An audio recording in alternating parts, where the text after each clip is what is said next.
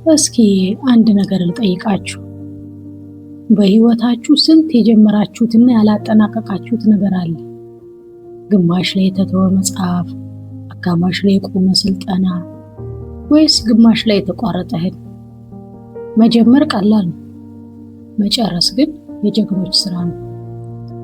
ባለፉት 9 ክፍሎች ዓላማችንን ለይተናል፣ መሰናክሎችን አይተናል። አሁን ግን ትልቁ ጥያቄ ላይ ደርሰናል።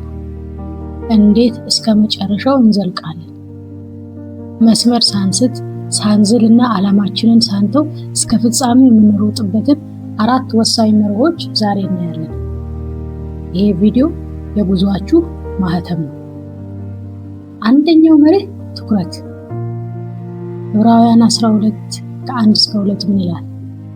የእምነታችንን ራስና ፍጻሜውን ኢየሱስን እየተመለከትን በፊታችን ያለውን ሩጫ በትዕግስት እንሩጥ። አስቡት፣ ፈረሶች ወደ ግራና ቀኝ እንዲያዩ አይናቸው ይሸፈናል። ለምን? እንዳይደናገሩ። እናንተም ዓላማችሁ ላይ ስትሮጡ የሰዎች ትችት፣ የጎንዮሽ ወሬ ወይም ጊዜያዊ ማዕበል አይናችሁን ሊሰርቁ አይገባም። የጠራችሁን ጌታ ብቻ እዩ። ትኩረት ካለ መውደቅ የለም። ሁለተኛው መለኮታዊ ነዳጅ። በገዛ ጉልበት ልሩጥ ካልክ ዝለት ያገኛል። ኢሳይያስ 40:29-31 ላይ እግዚአብሔርን በመተማመን የሚጠባበቁ ግን ኃይላቸውን ያድሳሉ ይላል።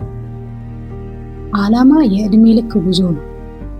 በየቀኑ በጸሎትና በቃሉ ፊት ካልታደስክ ባትሪ ማለቁ አይቀርም። ጸጋ ከሰማይ የሚመጣ ነዳጅ ነው።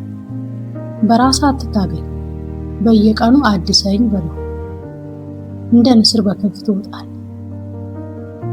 ሶስተኛው መርህ በትንሹ ታማኝ ነው። ሉቃስ 16:10 በትንሹ የታመነ በብዙ ደግሞ የታመነ ነው ይላል። ብዙ ሰው በአንድ ጊዜ መድረክ ላይ መቆም፣ ዓለም እንዲያውቀው ይፈልጋል። ግን እግዚአብሔር መጀመሪያ የሚመለከተው ዛሬ እጅህ ላይ ያለችውን ትንሽ አደራ ነው። ቤተሰብህን እንዴት ነው የምትመራው? ያለህን ትንሽ ገንዘብ እንዴት ነው የምታስተዳድረው? ዛሬ የምትሰራት ትንሽ ስራ የነገው ታላቅ ዓላማህ መለማመጃ ናት። ታማኝ ሁን። አራተኛውና የመጨረሻው የፍጻሜውን ክብር ማየት። ሐዋርያው ጳውሎስ ሊሞት ሲል ምን አለ? መልካሙን ገድል ተጋድያለሁ፣ ሩጫውን ጨርሻለሁ። 2 ጢሞቴዎስ 4:7። መጨረሻ ላይ የሚጠብቃችሁን ዋጋ አስቡ።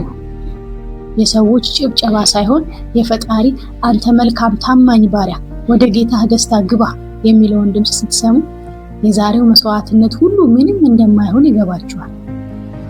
አክሊሉን እያያችሁ ሩጡ። እንግዲህ ዓላማ የዕድሜ ልክ ሩጫ ነው። በትኩረት በጸጋው በመታደስ በትንሹ ታማኝ በመሆንና አክሊሉን በማየት ይህንን አደራ በድል ተወጡ። ጉዟችሁ አሁን ነው የሚጀምረው። ይሄ ቪዲዮ ለአንድ ሰው የብርታት ድልድይ እንዲሆን ሼር አድርጉት። ሰብስክራይብ ስላደረጋችሁና አብራችሁን ስለቆያችሁ እናመሰግናለን። በመለኮታዊ ዓላማችሁ ጽኑ። ተባረኩ።